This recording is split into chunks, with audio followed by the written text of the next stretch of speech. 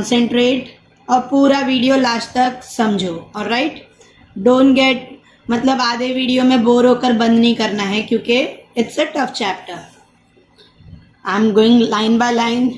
मेरा मतलब someone has requested me to explain this, ठीक है। A girl name Indu Yadav में भी, ठीक है। तो आई एम डूइंग दिस, लेकिन चैप्टर इज रियली टफ, थोड़ा ध्यान दो। Air force marshal Arjan Singh, air force का मार्शल, मार्शल मतलब highest rank officer. I have given your meaning. Marshal means highest ranking officer, highest rank का ऑफिसर। थोड़ा सा मैं इसको, alright, now you all can see it clearly, ठीक है। मार्शल मीन्स हाईएस्ट रैंक के ऑफिसर, ठीक है, officer of highest ranking. Next, of India military history, Arjan Singh air force marshal है। एयरफोर्स मतलब कैप्टन जो प्लेन्स वगैरह उड़ाते हैं, फाइटर प्लेन्स वगैरह जो देश के लिए फाइट करते हैं यूजिंग एयर, मतलब हमारा जो एयरफोर्स है, Indian air force. Alright, N icon, icon मतलब सिंबल, निशानी, ठीक है। देश की मिलिट्री हिस्ट्री की एक सिंबल है, एक निशानी है।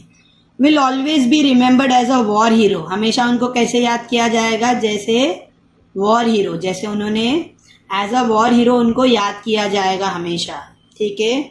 वॉर हीरो मतलब रियल फाइट में जो हीरो रहे। Who had successfully led a young IAF during the 1965 Indo-Pak War. Indo-Pak मतलब इंडिया और पाकिस्तान। इंडिया पाकिस्तान का जो वॉर हुआ था 1965 में, तो शॉर्ट फॉर्म में इंडो-पाक लिखा है। इंडो-पाक मतलब इंडिया पाकिस्तान। 1965 में जो वॉर हुआ था उसमें इंडिया जीता था, पाकिस्तान हारा था। और उसमें जो एयरफोर्स मतलब Indian air force, IAF, Indian air force जो एकदम यंग था। इंडियन एयरफोर्स यंग था मतलब अभी अभी हमारा एयरफोर्स बिल्डअप हुआ था, हमारे देश का एयरफोर्स जस्ट बिल्डअप हुआ था 1947 में। We got freedom. After that हमारी कंट्री प्रोग्रेस करने लगी, और इन 1965, ठीक है, इन 1965 पाकिस्तान ने इंडिया पे अटैक किया, लेकिन इंडिया ने उसको मुंह तोड़ जवाब दिया, ठीक है। तो उसमें जो हमारा इंडियन एयरफोर्स था, जो नया जस्ट डेवलप हुआ था, हार्डली 10-15 ईयर्स हुए थे, ठीक है, तो उसमें पाकिस्तान को हराया। ऑलराइट, और वो IAF जो यंग IAF था, जो यंग इंडियन एयरफोर्स डेवलप हुआ था, उसको कौन लीड कर रहा था? अर्जन सिंह, ठीक है। Next, the only officer to attend the highest post of marshal, ये अकेले वो ऑफिसर है जिनको मार्शल का हाईएस्ट पोस्ट मिला है, ठीक है। मार्शल मतलब high rank officer, top level का ऑफिसर, ठीक है। The air force equivalent to army 5 star field marshal, क्या लेवल पे रहता है? जैसे आर्मी में 5 स्टार मार्शल रहते हैं, आर्मी में जो 5 स्टार वाले फील्ड के मार्शल रहते हैं, उतना रैंकिंग इनको एयरफोर्स में दिया गया था। सिंह वॉज फियरलेस, कभी नहीं मतलब डरे नहीं किसी से। अर्जन सिंह जो है ये बिना डर, नीडर मतलब किसी से नहीं डरने वाले। एक्सेप्शनल पायलट, एक्सेप्शनल मतलब थोड़ा सबसे हटके, अलग से, ठीक है। Who had phloem more than 60 different types of aircraft, इन्होंने 60 से ज्यादा प्लेन, ये निडर, किसी से नहीं डरते, यानी बहुत ब्रेव, बहादुर। एक्सेप्शनल सबसे अलग, इन्होंने 60 से ज्यादा टाइप के एयरक्राफ्ट प्लेन्स उड़ा चुके हैं, ठीक है। I am translating each and everything in Hindi, हर एक लाइन में हिंदी में ट्रांसलेट कर रहा हूँ। Alright, he played a major role in transforming the IAF into one of the most potent air force globally and the 4th biggest in the world. इनका खास role रहा है, इनका एक बड़ा योगदान रहा है,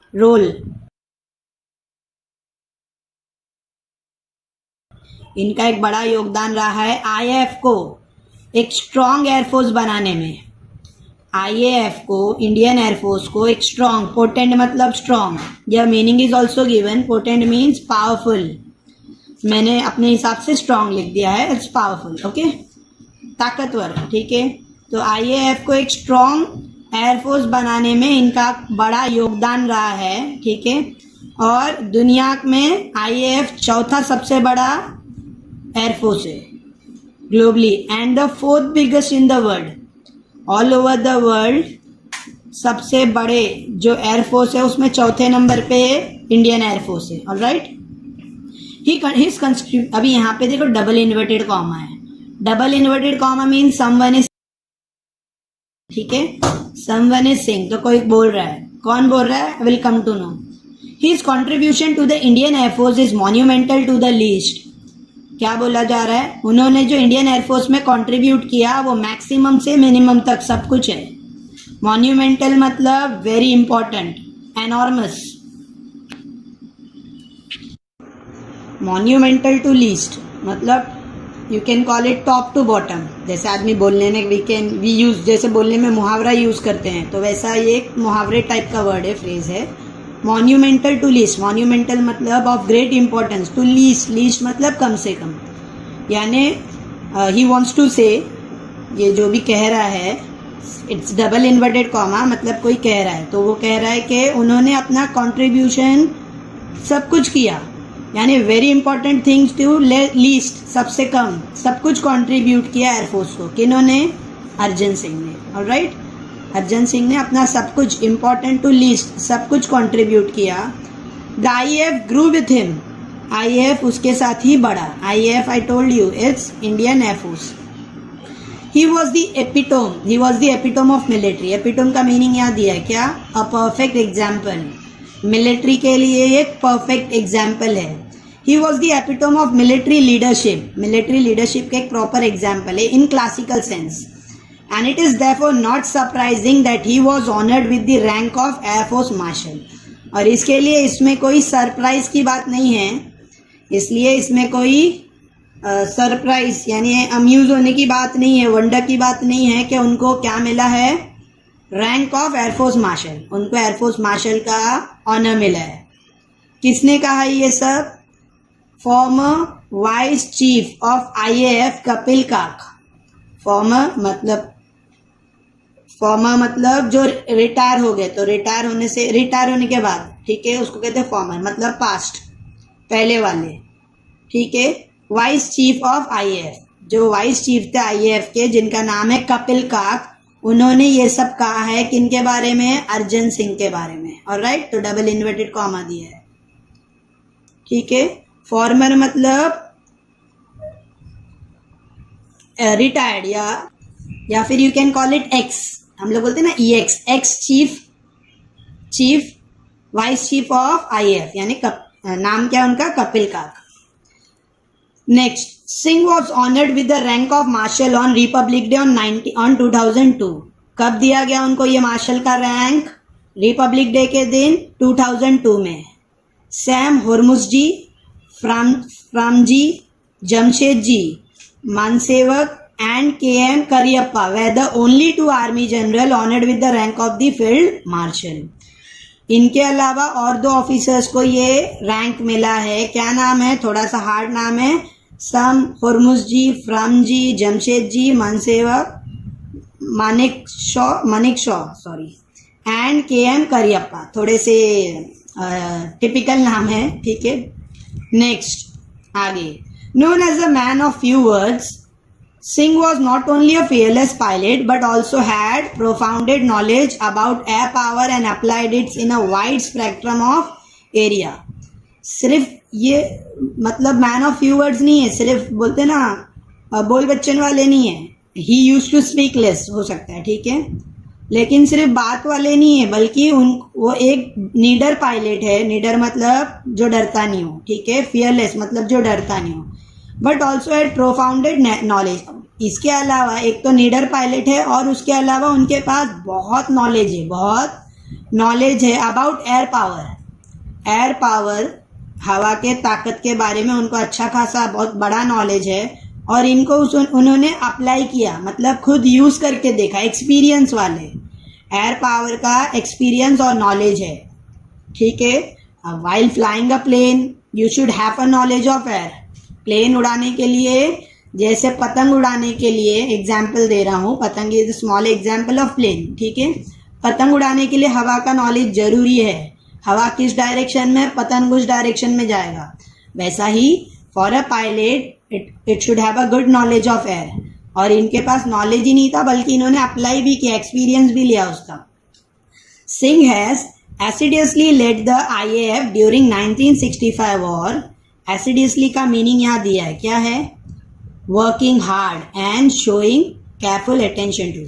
सिंह ने बहुत हार्ड वर्क किया, किसके साथ? IAF में, इंडियन एयरफोर्स, 1965 वॉर में, and denied success to Pakistani air force though it was better equipped with American support. देखो अमेरिका का पाकिस्तान का जो एयरफोर्स था वो ज़्यादा इक्विप था, मतलब ज़्यादा स्ट्रॉन्ग और मॉडर्न था। क्यों? क्योंकि उनको अमेरिका का सपोर्ट था। लेकिन 1965 में जब वॉर हुआ तब पाकिस्तान का इतना स्ट्रॉन्ग इक्विप्ड एयरफोर्स, मतलब इतना मॉडर्न एयरफोर्स था अमेरिका के सपोर्ट की वजह से, लेकिन फिर भी सिंह ने हार्डवर्क, सिंह ने इंडियन एयरफोर्स को जो लीड किया, IAF को जो लीड किया और इतना हार्डवर्क करके 1965 में उनको हरा दिया, उनको जीतने नहीं दिया। डिनाइड सक्सेस मतलब रिजेक्टेड या नॉट गिवन सक्सेस, डिफीट करना, ठीक है, जीतने नहीं दिया मीन्स हराया, ठीक है। His most outstanding contribution was during the war, sad का। फिर वही कौन? कपिल का कह रहे हैं उनका सबसे ज्यादा जो कंट्रीब्यूशन था वो वॉर में देखा। उन्होंने जो सबसे ज्यादा कंट्रीब्यूशन किया, कंट्रीब्यूशन मतलब योगदान, ठीक है। तो पहले भी काक ने कहा कि उन्होंने जो योगदान दिया है वो मैक्सिमम से मिनिमम तक सब कुछ दिया, ठीक है। यहाँ पे फिर वो कह रहे हैं कि वॉर के दौरान उन्होंने आउटस्टैंडिंग योगदान दिया, समझ रहे हैं, ठीक है। Next, commending his role in war, YB Chavan that the defence minister had written. देखो कमेंडिंग मतलब तारीफ करते हुए, praising, officially praising. Commending his role in war, उनका जो वॉर में रोल था उसकी तारीफ करते हुए YB चौहान जो कौन थे उस वक्त के डिफेंस मिनिस्टर, ने लिखा है, had written, air marshal Arjan Singh is a jewel of person, quite efficient and firm, unexcitable but a very able leader. क्या लिखा है? मार्शल अर्जन सिंह क्या है? रतन है, ज्वेल है, रतन, हम लोग बोलते हैं ना नवरत्न, तो ज्वेल मतलब डायमंड, या फिर यू कैन अंडरस्टैंड ज्वेल जैसे पर्सन है, ठीक है। क्वाइट एफिशिएंट, बहुत ज़्यादा यूजफुल, बहुत ज़्यादा यूटिलाइजिंग, मैंने यहाँ मीनिंग लिखा है, वर्किंग वेरी वेल, और यूटिलाइजिंग एवरीथिंग, सब कुछ का उपयोग करना, एफिशिएंट, ठीक है। एंड फर्म मतलब स्ट्रॉन्ग, सॉलिड, अनबीटेबल, जिसको हराना मुश्किल है, फर्म, स्ट्रॉन्ग या सॉलिड। अनएक्साइटेबल, एंड जल्दी प्रोत्साहित नहीं होते, मतलब जल्दी से एक्साइटेड नहीं होते, ठीक है, unexcitable. But a very able leader, लेकिन बहुत काम के लीडर है, समझा। अर्जन सिंह ने, मैं फिर से रिपीट कर रहा हूँ, अर्जन सिंह IAF के मार्शल है, और इन्होंने ड्यूरिंग इंडो पाक वॉर इंडियन एयरफोर्स को लीड किया, और इतना अच्छे से लीड किया कि पाकिस्तान को जीतने नहीं दिया वॉर में, पाकिस्तान को मैदान छोड़कर भागना पड़ा, मीन्स पाकिस्तान को हारना पड़ा। पाकिस्तान एयरफोर्स PAF जो भी है वो इतना इक्विप्ड था अमेरिका के सपोर्ट से, इतना मॉडर्नाइज था, इतना उनके पास नई टेक्नोलॉजी थी एयरफोर्स में, फिर भी दे वे बीटेड, फिर भी वो लोग हारे, ठीक है। क्यों? क्योंकि क्वालिटी इनमें थी, ऑलराइट।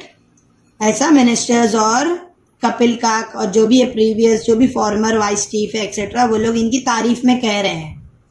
इन 1944, देखो अब ये यहाँ तक का तो स्टोरी वॉज इंडो पाक वॉर के बारे में तक हुआ और उनकी क्वालिटीज बता। अब यहाँ से जो आगे आ रहा है वो 1944, इंडिया को इंडिपेंडेंस मिला 1947, और ये कब का बता रहे हैं? अंडर ब्रिटिश रूल 1944, जब इंडिया फ्री नहीं हुआ था, ठीक है।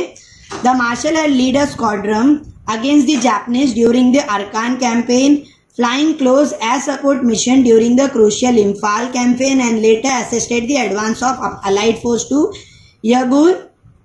फॉर्मली रंगून, ठीक है। अभी यहाँ पे जो स्टोरी बता रही जा रही है 1944 के, यानी बिफोर इंडिपेंडेंस, जब इंडिया ब्रिटिश रूल में था, तभी भी ये जो मार्शल थे अर्जन सिंह, ठीक है, ये उस वक्त भी लड़े, मतलब लेकिन उस वक्त अलाइड फोर्स की तरफ से, यानी ब्रिटिशर्स की तरफ से दे वे फाइटिंग। उस वक्त इन्होंने ब्रिटिश की तरफ से, ब्रिटिश एयरफोर्स की तरफ से फाइट किया था। हाँ, समझा। उस वक्त देखो वर्ल्ड वॉर 1 हो रहा था। World war 1 started from 1941 and ended on 1945। World war 2 कब हुआ था? इट्स अराउंड 1941 या 1939, मतलब वो स्टार्ट हो गया था और स्पीड अप हुआ था 1941। तो 1939 टू 1945 ये वर्ल्ड वॉर 2 था। 1939 टू 1945 वर्ल्ड वॉर 2 था। वर्ल्ड वॉर 2 किसके बीच में था? अलाइड पावर, सेंट्रल पावर, तुमने सुना होगा मे बी, ठीक है। लास्ट पहले ये 10th के सिलेबस में था, 10th हिस्ट्री सिलेबस में, लेकिन अभी नहीं है, ठीक है। तो इसलिए मैं थोड़ा सा तुम लोग को डिस्क्रिप्शन कर रहा हूँ। तो वर्ल्ड वॉर 2 में India was under British rule. इसके लिए Indian soldiers were fighting from the side of Britishers, ठीक है। इंडियन सोल्जर्स ब्रिटिशर्स की तरफ से लड़ रहे थे। एक साइड पे इंग्लैंड, फ्रांस, रशिया, अमेरिका था। I am talking about world war 2। और दूसरे साइड पे जर्मनी, इटाली एंड जापान, ठीक है। ये 3-4 कंट्रीज थी वन साइड पे, और अदर साइड पे कौन था? इंग्लैंड, फ्रांस, रशिया एक्सेट्रा, ठीक है। तो India was fighting from India, क्योंकि ब्रिटिश रूल में था, इसके लिए Indian soldiers way fighting from the side of Britishers, ठीक है। तभी non cooperation movement Gandhi ji ने चालू किए थे। नॉन कॉपरेशन मूवमेंट मतलब हम लोग कॉपरेट नहीं करेंगे, लेकिन फिर ब्रिटिश ने इंडिपेंडेंस प्रॉमिस किया, फिर इंडियन सोल्जर्स ने साथ दिया एक्सेट्रा। बहुत वो बेसिक है, बहुत बेसिक हिस्ट्री है, ठीक है। मतलब बहुत हिस्ट्री, डीप हिस्ट्री है, तो वो ये वीडियो में नहीं बता सकता। तो I am just in short saying, Arjan Singh जो मार्शल है 1944 में वो स्क्वाड को लीड कर रहे थे। स्क्वाड्रन मतलब छोटी सी ट्रूप, 12 से 24, 2014 टू 24, 14 टू 24 पायलट्स और एयरक्राफ्ट का जो ट्रूप होता है, I have written over your meaning, small troops of aircraft and air crew. Small troops of aircraft and air crew मतलब पायलट्स और जो भी प्लेन उड़ाने के लिए जो लोग लगते हैं, ठीक है। तो स्क्वाड्रन, तो छोटी सी जो ट्रूप रहती है जिसमें 12 से 24, 12, 13, 15, 24 तक, 12 टू 24 प्लेन्स और पायलट्स और जो भी प्लेन को जो टेक ऑफ और लैंडिंग के लिए और टेक ऑफ के लिए जो लोग लगते हैं, वो सब उनको कौन लीड कर रहा था? Marshal means Arjan Singh. In Japanese, ठीक है, अगेंस्ट किसके खिलाफ वो लीड कर रहे थे स्क्वाड्रन को? जापानीज लोग के खिलाफ, जापानीज फाइटर प्लेन्स के खिलाफ। ड्यूरिंग दी अरकान कैंपेन, अरकान जगह का नाम है बर्मा म्यांमार में एक जगह है जिसका नाम है अरकान कैंपेन, मतलब जापानीज अरकान पे कब्जा कर रहे थे और उनको डिफेंस कौन कर रहा था? मार्शल, ठीक है, Arjan Singh. Flying close to air support mission during the crucial Imphal. और दूसरा, ये तो एक अरकान कैंपेन हो गया, दूसरा कौन सा कैंपेन है? इम्फाल कैंपेन। इसमें भी बहुत क्लोज इनका सपोर्ट था, ठीक है। इम्फाल भी सिटी का नाम है मणिपुर की। इंडिया में मणिपुर नाम का जगह है, उसका जो कैपिटल सिटी है वो Imphal, capital city of Manipur, ठीक है। तो वहाँ पे भी वो उधर भी उन्होंने फाइट किया। एक तो उन्होंने मतलब वो फाइट को भी लीड किया और अरकान कैंपेन में भी लीड किया। और थर्ड वाला यंगून, जिसको अभी क्या बोला, जो पहले रंगून बोला जाता था, अभी यंगून बोला जाता है। फॉर्मली मतलब पहले, प्रीवियसली क्या बोला जाता था उसको? रंगून। अभी क्या बोला जाता है? यगुन एक सिटी है म्यांमार यानी बर्मा में, ठीक है। तो बर्मा में एक सिटी है, वहाँ पे भी अलाइड फोर्स को इन्होंने हराया, अलाइड फोर्स को लीड किया, असिस्ट किया, ठीक है। कैंपेन एंड लेटर असिस्टेड मतलब हेल्प करना। The advance of allied force को हेल्प करना, ठीक है। Allied force I said you, England, France, Russia etcetera, ये सब अलाइड फोर्स थे, ठीक है। उनको इन्होंने हराया, उनको हेल्प किया जापानीज, जर्मनी, जापानीज और इटाली को हराने में, ठीक है, ठीक है। जर्मनी में उस वक्त हिटलर, नाम सुना होगा, हिटलर रूल था, और Hitler was a strong leader of Germany, और हिटलर का टारगेट था ऑल ओवर द वर्ल्ड कब्जा करना, राइट। तो ये सब हिस्ट्री है। यहाँ पे भी हैव टू अंडरस्टैंड कि मार्शल ने जो स्क्वाड्रन को लीड किया, स्क्वाड्रन मतलब 12 से 12 to 24 लोगों का ट्रुप, उनको लीड किया जापानीज के खिलाफ अरकान कैंपेन में, फिर इम्पाल कैंपेन में, ठीक है, और यगून में, ठीक है। ये 3 जगह पर उन्होंने सपोर्ट किया, हेल्प किया और लीड किया स्क्वाड्रन को।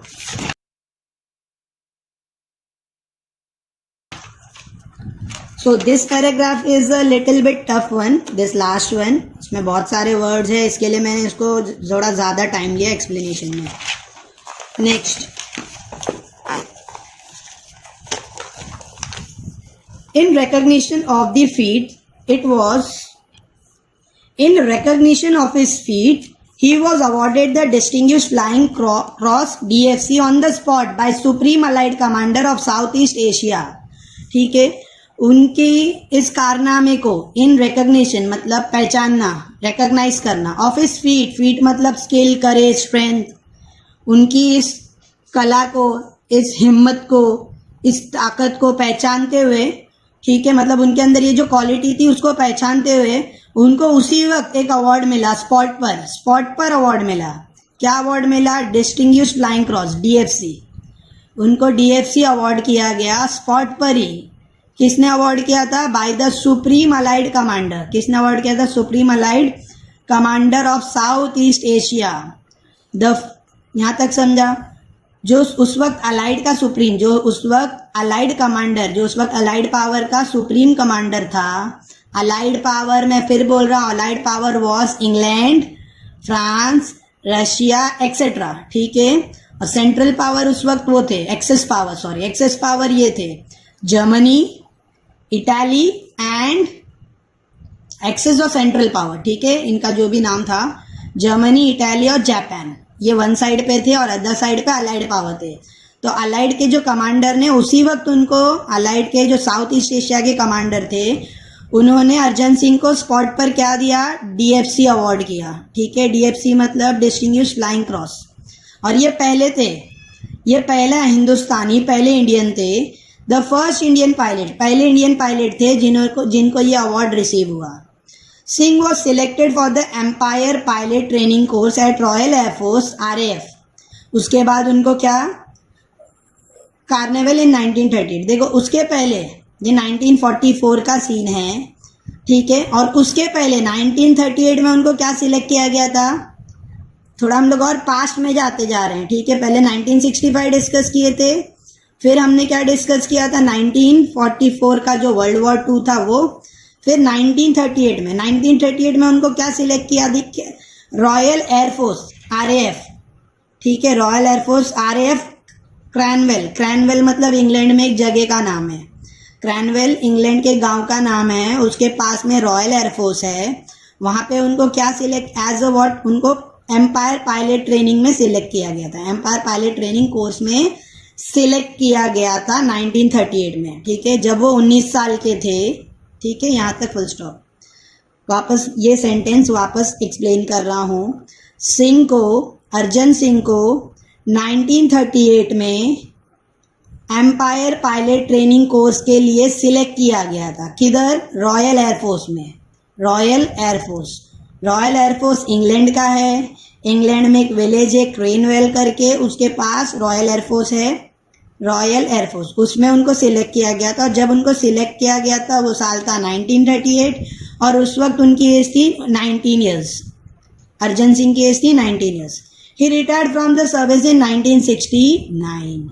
और उनका जॉब कब खत्म हुआ? रिटायरमेंट कब हुआ? 1969। 1965 में इंडो पाक वॉर हुआ, 1969 में ये रिटायर हुए। तो please put a proper focus on the years. हाँ, हम लोग जो ईयर्स डिस्कस कर रहे हैं उस पर जरा ज्यादा ध्यान दो. ऑलराइट.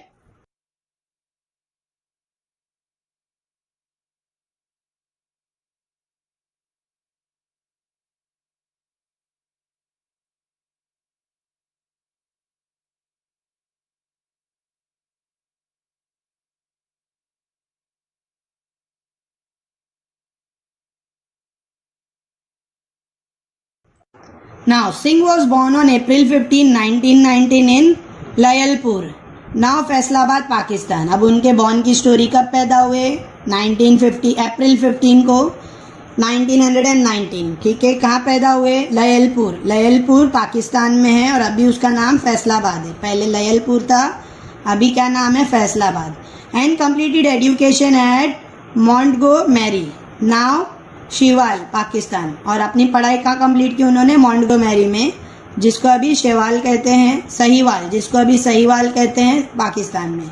हिज फर्स्ट असाइनमेंट, ये अभी तुम लोग सोच रहे हो कि पाकिस्तान में पैदा हुए, पाकिस्तान में पढ़ाई की, तो इंडिया में कैसे आ गए? This was before independence. Independence से पहले इंडिया एंड पाकिस्तान एक ही देश था.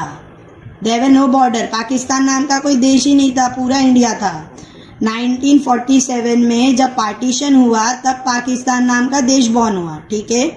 तो पहले नाम था लयलपुर और सहीवाल, सॉरी मॉन्टगोमेरी. अभी बाद में क्या नाम पड़ा? फैसलाबाद और सहीवाल. तो फैसलाबाद में पैदा हुए पार्टीशन से पहले और सहीवाल में उनकी पढ़ाई हुई. ठीक है. फिर पार्टीशन के बाद वो इंडिया में आ गए. His first assignment on being commissioned was to fly Westland Wapiti biplane in North West Frontier provinces as a member of number 1 RAIF squadron. ठीक है. अब उनको सबसे पहला उनको क्या काम मिला? सबसे पहले कौन सा प्लेन मिला, उड़ाने मिला? वेस्टलैंड वापीती बाईप्लेन्स. वेस्टलैंड नाम है प्लेन का, वेस्टलैंड वापीती. और बाईप्लेन, देखो क्या है biplane? Old type of aircraft have 2 pairs of wings and above another, जिसमें टोटल 4 विंग रहते हैं. ठीक है. लेफ्ट साइड पे 2, राइट पे 2, ऊपर नीचे ऊपर नीचे. ठीक है. डबल विंग्स रहते हैं उसमें. तो उनको वो प्लेन्स, उसको सबसे पहला असाइनमेंट में वो प्लेन उड़ाने मिला. ठीक है. कहाँ उड़ाने मिला?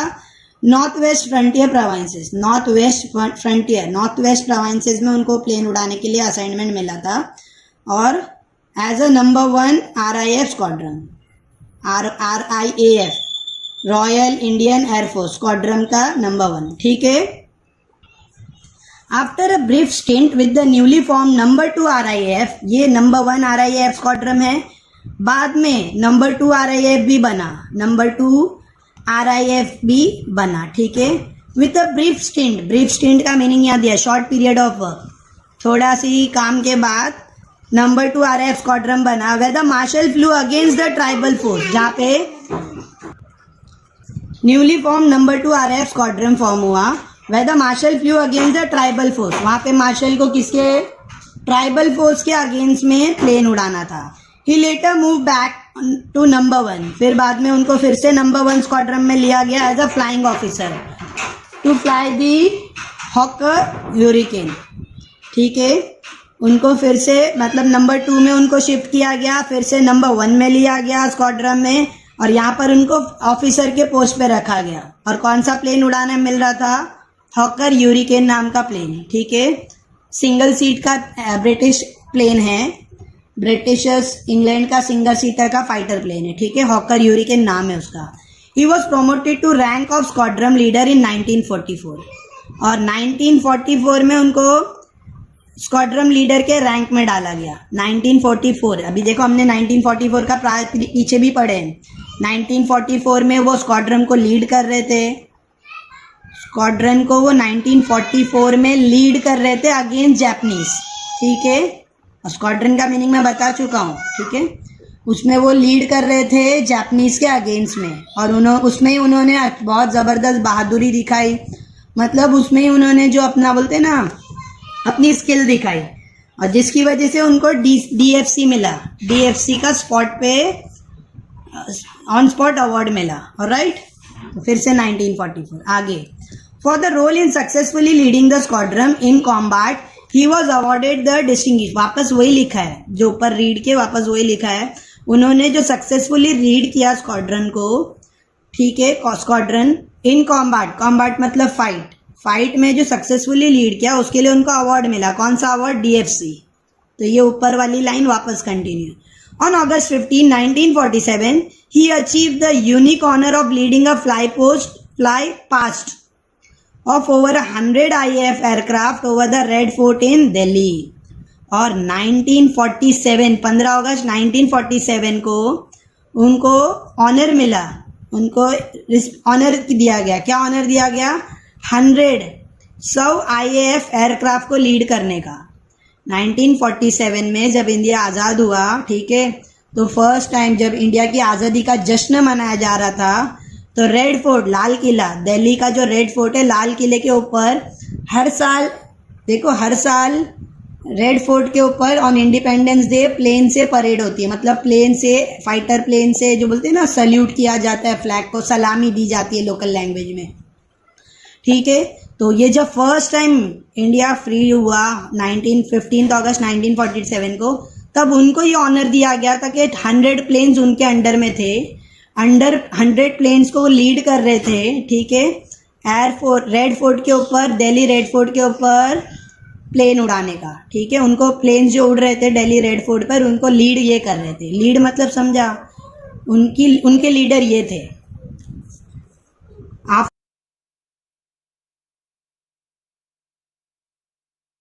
After his promotion to the rank of wing commander, उसके बाद वो विंग कमांडर के रैंक पर प्रमोट हो गए, मतलब उनको प्रमोशन मिला।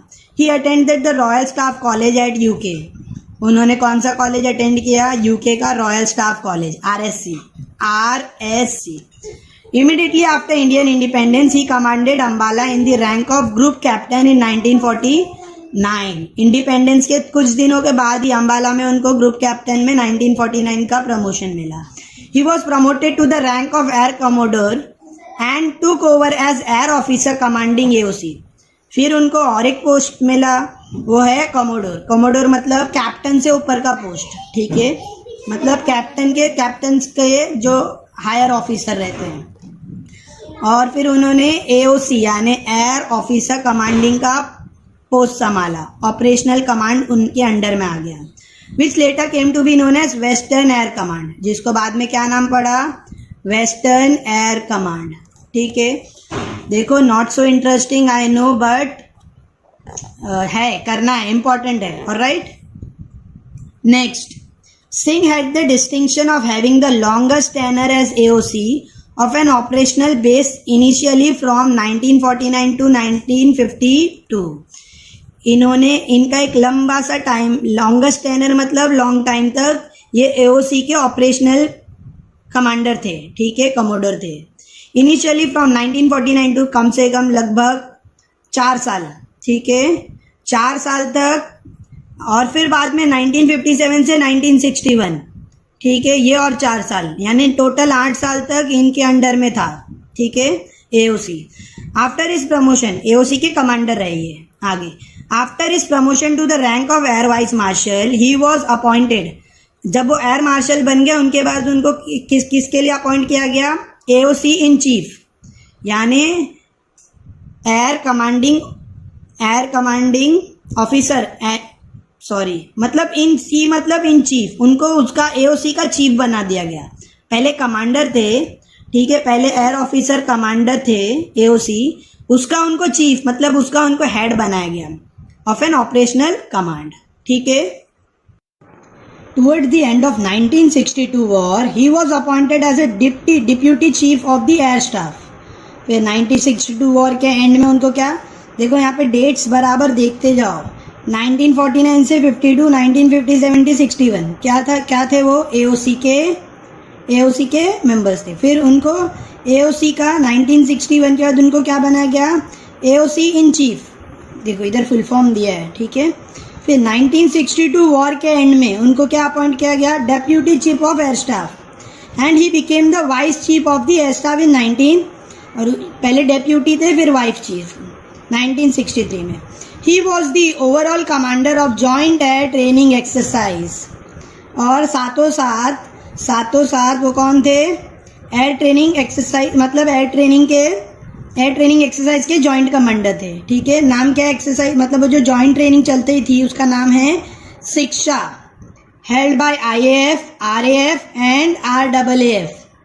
IAF पता है, RAF royal air force, RAAF royal Australian air force, ये सब के वो जॉइंट कमांडर थे।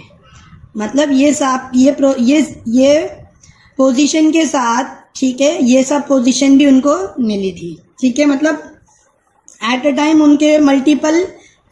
मल्टीपल टास्किंग कर रहे थे, मतलब एट अ टाइम उनको मल्टीपल पोस्ट, तो ये सब पोस्ट पे वो ऑलरेडी थे।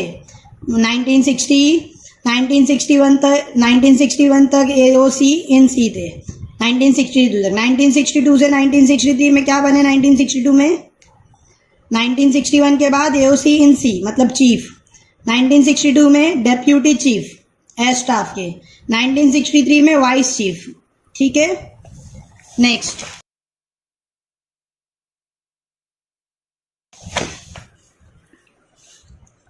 On August 1st 1964 in the rank of air marshal. फिर August 1st 1964 मीनिंग्स भी दिखेगा। ठीक है, On August 1st, 1964, in the rank of Air Marshal, the Marshal of Air Force Arjan Singh took over reins of IAF। ठीक है, तो 1964 उसके एक साल बाद August 1st 1964 उसके बाद उनके हाथों में मतलब IAF का पूरा कंट्रोल उनके हाथों में था। टुक ओवर रेंज का मीनिंग क्या दिया है, टुक ओवर कंट्रोल मतलब IAF का पूरा कंट्रोल उनके हाथों में था। ठीक है, at that time when it was still rebuilding, वो टाइम पे IAF अभी तक रीबिल्ड ही हो रहा था। ठीक है, पूरी तरह से डेवलप नहीं हुआ था, मतलब फिर से प्रॉपरली डेवलप हो रहा था। Rebuilding itself and was gearing up to meet new challenges, वो अपने आप को रीबिल्ड कर रहे थे। IAF जब रीबिल्ड हो रहा था और नए चैलेंज के लिए गेयर अप मतलब गेटिंग रेडी। ठीक है, Singh was the first air chief to keep his flying currency till the CAS rank. Singh पहला एयर चीफ है, ठीक है, to keep his flying currency continuous fly करने के लिए, मतलब कंटिन्यूस अपना काम कंटिन्यूस करने के लिए। फ्लाइंग करेंसी मतलब अप टू डेट मतलब नई चीजें सीखते जाना। जैसा मॉडर्न प्लेन्स आ रहे हैं सिंह उनको भी सीख रहा है। ठीक है, टिल हिज CAS का फुल फॉर्म क्या है, देखो यहाँ दिया है CAS फुल फॉर्म क्या है, chief of the air staff, chief of the air staff. ठीक है, एयर स्टाफ के चीफ थे वो 1964 में। तो अपने काम के साथ वो नए जो भी आधुनिक प्लेन्स आ रहे हैं, नए जो मॉडर्न प्लेन्स आ रहे हैं और नए जो मॉडर्न चैलेंजेस वो फेस कर रहे हैं, वो भी उनके उससे वो अप टू डेट है। अप टू डेट मतलब रेडी, सीख रहे हैं। Having flown over 60 different types of aircraft, 60 अलग अलग टाइप के एयरप्लेन्स उड़ाने के बाद, from pre world war 2 era biplanes to more contemporary Gnats and Vampires. ठीक है, ये प्लेन्स के नाम है। ठीक है, देखो 60 अलग अलग प्रकार के एयरप्लेन्स उड़ाने के बाद, प्री वर्ल्ड वॉर 2 से पहले, प्री वर्ल्ड वॉर मतलब वर्ल्ड वॉर 2 से पहले, pre world war 2 means world war 2 के पहले से लेकर अभी जो मॉडर्न प्लेन्स है, क्या नाम है, Gnats and Vampires. He has also flown in transport, इसके अलावा उन्होंने ट्रांसपोर्ट प्लेन्स भी उड़ाए। उसके अलावा उन्होंने जो ट्रांसपोर्टेशन में पैसेंजर प्लेन्स रहते हैं, इंडियन एयरलाइन, एयर इंडिया और स्पाइस जेट एक्सेट्रा, वो सब ट्रांसपोर्ट एयरप्लेन्स है, वो भी उड़ाए। लाइक सुपर कैंस्टेलेशन नाम दिया। ठीक है, मतलब फाइटर प्लेन्स के अलावा उन्होंने और दूसरे जो पैसेंजर प्लेन्स है या ट्रांसपोर्टेशन के प्लेन्स है वो भी उड़ाए। इन 1965, ये सब तो 1962, 1963, 1964 etcetera. In 1965, the Pakistan launched Operation Grand Slam with an armored thrust targeted at the vital town of Akhnoor. ठीक है, देखो यहाँ पे कॉमा है, रुक रहा हूँ मैं, तो बड़ा पैरा है शायद। पाकिस्तान ने 1965 में क्या शुरू किया, अपना ग्रैंड स्लैम। ठीक है, मतलब अटैक किया अपने आर्मर्ड मतलब protected, well protected, trusted target को लेकर। कहाँ से, अखनूर नाम के टाउन पे अटैक किया, वहां से शुरू किया, अखनूर नाम के टाउन से शुरू किया। Singh led IAF through the war with courage, वो वॉर में सिंह ने आईएएफ को, अर्जन सिंह ने आईएएफ को लीड किया, ठीक है, हिम्मत के साथ।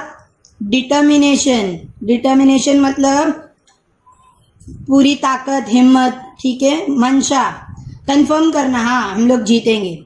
एंड प्रोफेशनल स्किल, और अपनी कलाकारी, ठीक है, अपनी प्रोफेशनल नॉलेज के साथ। He inspired IAF to victory, और रिजल्ट क्या आया, आईएएफ का विक्ट्री, जीत गए IAF. Despite the constrain impose on the full scale use of air force combat power, और वो टाइम पे पाबंदियां थी, वो टाइम पे कंस्ट्रेन्स यानी रेस्ट्रिक्शन था, पाबंदियां थी एयरक्राफ्ट के यूजेस पे बहुत, मतलब जैसे यहाँ नहीं प्लेन ले जा सकते, वहाँ ये देश से आप प्लेन नहीं ले जा सकते, ऐसे सब। तो इतनी पाबंदियों के बाद भी सिंह ने आईएएफ को लीड किया और इंडिया को जीत दिलाई। और पाकिस्तान इतना आर्मर्ड था, इतना प्रोटेक्टेड था, फिर भी पाकिस्तान को हराया, ठीक है।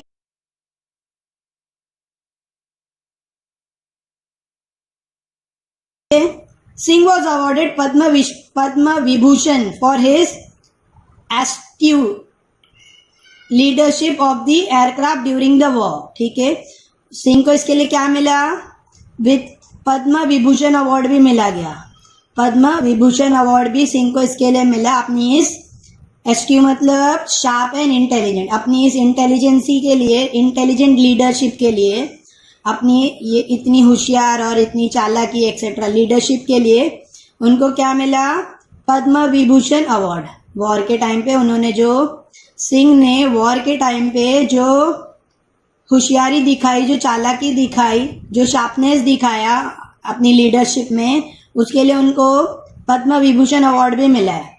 Subsequently, in recognition of the Air Force's contribution during the war, the rank of CAS was upgraded and Arjan Singh became the first Air Chief Marshal of Indian Air Force.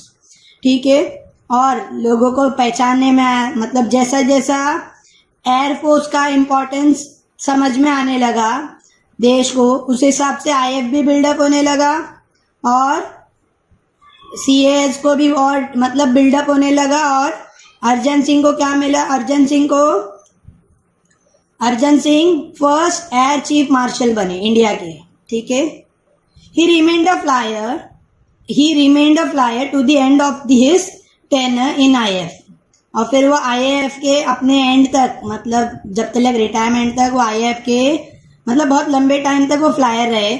Visiting forward basis, आगे नए नए basis देखना, मतलब आगे नए नए military operation को देखना, and units, and flying with the squadron, और स्क्वाड्रन से साथ फ्लाइंग वगैरह करना प्लेन। ही रिटायर्ड इन अगस्त 1969, और कब रिटायर हुए, अगस्त 1969।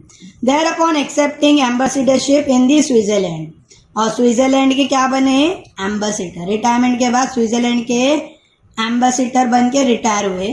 ही वॉज लेफ्टिनेंट गवर्नर, एम्बेसडरशिप मतलब वहां की सिटीजनशिप इनको मिली स्विट्जरलैंड की। He was lieutenant governor of Delhi, फिर उनको वाइस गवर्नर, लेफ्टिनेंट मतलब vice governor of Delhi appoint किया गया दिसंबर 1989 से 1990 तक, ठीक है। ये